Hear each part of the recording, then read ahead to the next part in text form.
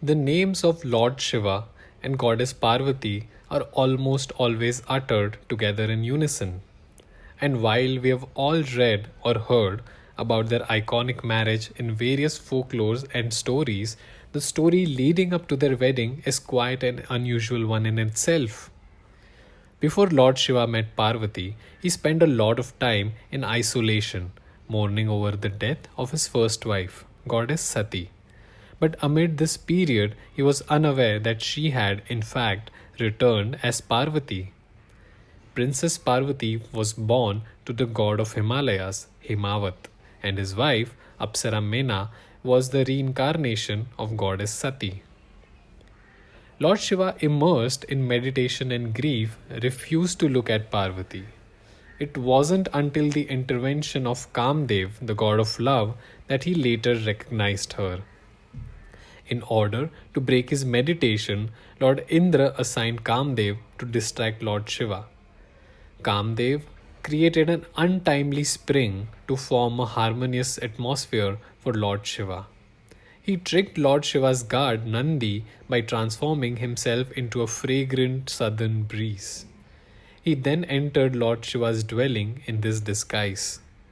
Kamdev succeeded in awakening Lord Shiva with a flower arrow. However, Lord Shiva, who turned furious at this act, opened his third eye, which ended up incinerating Kamdev. This incident turned him to ash.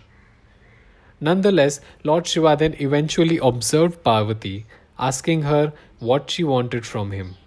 Parvati later asked him to revive Kamdev, to which Lord Shiva agreed, but with one condition which lets Kamdev exist in disembodied form.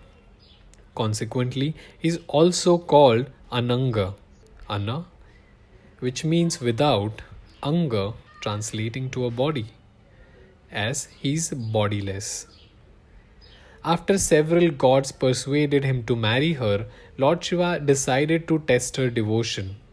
In one instance, the Saptarishi, the seven sages, addressed Parvati and taunted Lord Shiva to discourage her. However, Parvati remained unfazed. In another instance, Lord Shiva, himself disguised as an old ascetic, visited her and vilified himself in her presence. Before an angry Parvati could leave, Lord Shiva unveiled his true form to her and vowed to wed her after expressing his content for her love and devotion.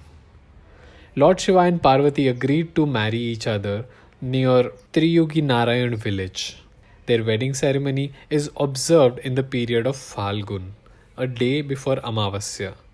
This day today is honored as Mahashivratri every year. And while this is only a part of the story, a lot has been said about their wedding, which was a grand affair on its own. Since Parvati was a princess, many well known and who's who of the region were invited to the ceremony.